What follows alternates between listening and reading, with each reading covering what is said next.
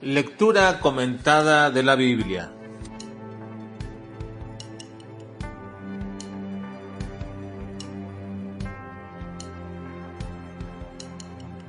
Romanos capítulo 1 al capítulo 3. El Evangelio y la depravación total. El juicio de Dios y su justicia. La epístola a los romanos es la carta dirigida a la iglesia o iglesias de Roma. Recordemos que muchas de las epístolas de Pablo eran de carácter circular. De que la carta fue escrita a creyentes es indudable. Dice en el capítulo primero, introductorio: pero no quiero, hermanos, que ignoréis que muchas veces me he propuesto ir a vosotros, pero hasta ahora he sido estorbado, para tener también entre vosotros algún fruto, como entre los gentiles. Así que la carta está dirigida de manera explícita a creyentes gentiles. Dice Romanos 11:3, porque a vosotros hablo gentiles, por cuanto yo soy apóstol a los gentiles, honro mi ministerio. Ahora bien, la temática de la carta es sin lugar a dudas de carácter doctrinal. La justicia de Dios es el tema preponderante de la carta. Todo creyente debería leer y releer y hacerlo tantas veces como sea posible esta carta en su conjunto sin segmentar sus partes, a fin de apreciar bien la carta y tener una idea completa de las doctrinas expuestas. Te animo a observar esta carta a Dios actuando de manera soberana y a la vez contrastarlo con la actuación y condición del hombre y del creyente en Cristo. Pablo comienza preponderando el Evangelio. La palabra Evangelio es sencillamente las buenas noticias en su traducción, pero es más que eso. Se usa contextualmente como lo que Dios quiere comunicar y es así como normalmente se utiliza. Dice Pablo que él fue apartado para este Evangelio, que él predica el Evangelio de Jesucristo y que ese Evangelio es poder de Dios, y que este Evangelio revela la justicia de Dios, y este mismo Evangelio revela la condición depravada del hombre y su renuencia natural a glorificar a Dios. Así que este Evangelio es el instrumento de la revelación de Dios.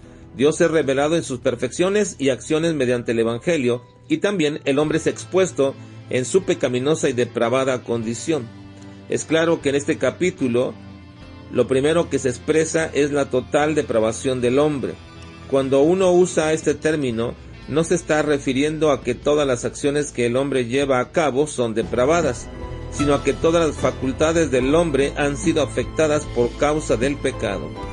Y la descripción clara del apóstol Pablo a este respecto es sin duda alguna la manifestación de esa condición, aun cuando hoy en día dentro de los círculos evangélicos, incluyendo algunos bautistas, han establecido otras posturas para permitir la participación, aunque sea mínima, del hombre en cuanto a su salvación.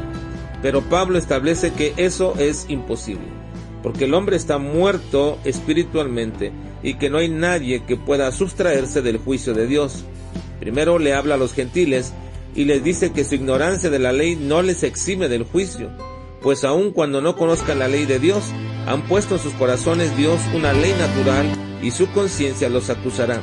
Y a los judíos les dice que el juicio para ellos es la base de la ley dada, pero ni aun cumpliendo reglas irrestrictas como la circuncisión los va a eximir del juicio de Dios, porque tanto a gentiles como a judíos la base del juicio es y seguirá siendo el Evangelio. Pablo dice que un día Dios juzgará por Jesucristo los secretos de los hombres conforme a mi Evangelio. Así que por ser judío, que aun cuando tenía bendiciones especiales, ni ellos ni los gentiles es una condición para ser beneficiados de la justicia de Dios. Esta se recibe solamente y únicamente en Cristo.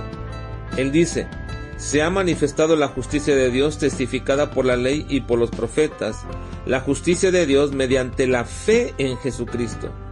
Pablo introduce aquí un aspecto de la justicia de Dios que es la justificación y nos dice que la ley no puede justificar a nadie ni nada, pero la fe en Cristo es el medio de Dios para justificar al hombre, y va a ampliar esta verdad en el resto de la carta.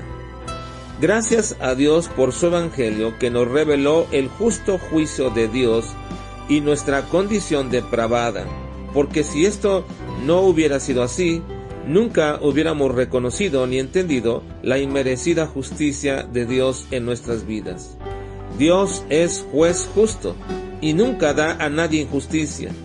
Al creyente le da justicia a través de Cristo, y al incrédulo le da justicia por causa de su pecado.